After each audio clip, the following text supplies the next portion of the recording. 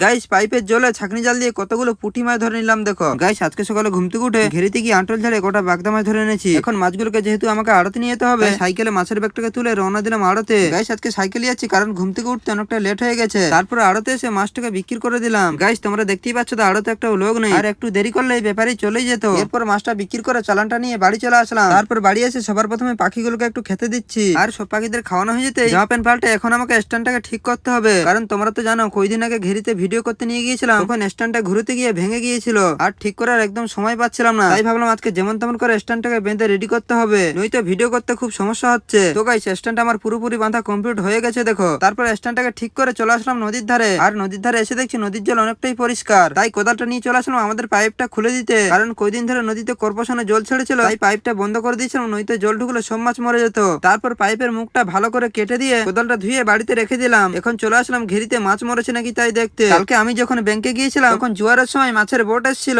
তাই বাবা glass cup মাছ ছেড়েছিল 30 কেজি ওয়ালে। এখন মাছ একটা মরে গেছে নাকি তাই দেখতে চলে আসলাম। আর হাঁটতে হাঁটতে আমাদের ঘেরির খালের সাইডে এসে দেখছি বাঁধের ধারে দেখছি একটা বড় দেখে ঘগ হয়েছে, তাই খালের থেকে কোটা মাটি তুলে ঘগটাকে বুঝিয়ে দিচ্ছি, নয়তো একটা মাছ বেরোলে ওর দেখে সব মাছ বেরিয়ে যাবে। তারপর ঘগটা বুঝিয়ে দিয়ে একটু এগিয়ে আসতে দেখছি আর একটা ঘগ হয়েছে। গাইস দেখতে দেখতে আমার 3টে ঘগ মারা হয়ে গেল। ভাগ্যিস আসলাম বলে, না আসলে কি হতো তার ঠিক নেই। তারপর ঘগগুলো সব মেরে দিয়ে বাড়ির দিকে রওনা দিলাম। আর আজকে আটল বসাবো না, কারণ নদীতে মোড়ানি পড়ে গেছে। তারপর বাড়ি আসার সময় দেখছি নদীর জোয়ারে একটা পাইপ থেকে কত জোরে জল ঢুকছে, আর কি হারে পুঁটি মাছ লাফাচ্ছে দেখো। এই জায়গাটায় আমি আর ভয় সভা দিচ্ছি না, কিভাবে মাছ ধরছি শুধু দেখতে থাকো, এক সময় কাজে লাগবে।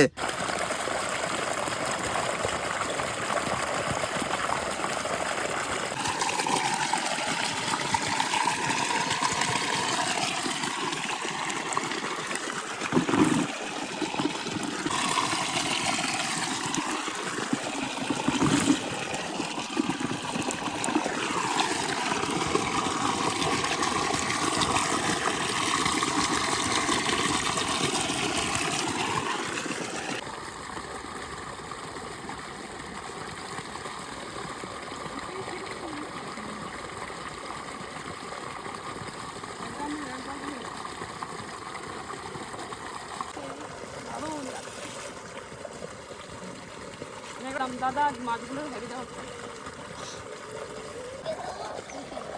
আমি নিচে নেবো, দিয়ে দেবো।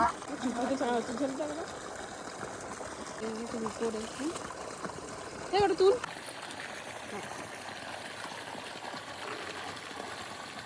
তারপর মাছগুলোকে ধরে বাড়িতে এসে চান করে রেডি হয়ে ভাত খেতে বসে গেলাম। দুপুরে যেহেতু মাছ আর কাঁকড়া তরকারি হয়েছে, তাই এটা দিয়েই ভাত খেয়ে নিচ্ছি। আর পুঁটি মাছটা এখন ধরলাম, সেটা রাত্রির বেলায় ঝাল হবে। তো গাইস আজকের ব্লগটা এই পর্যন্ত। আর ব্লগটাই তোমাদের ভালো লাগে তাহলে একটা লাইক করে দিও। দেখা হচ্ছে অন্য কোনো ব্লগ নিয়ে। Tata bye.